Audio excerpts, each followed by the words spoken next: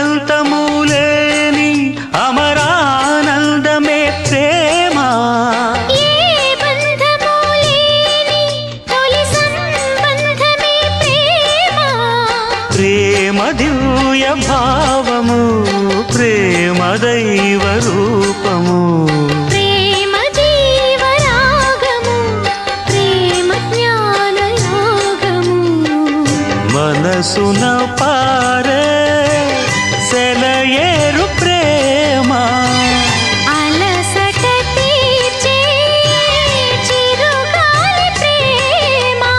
హద్దులేవి లేనిది అందమైన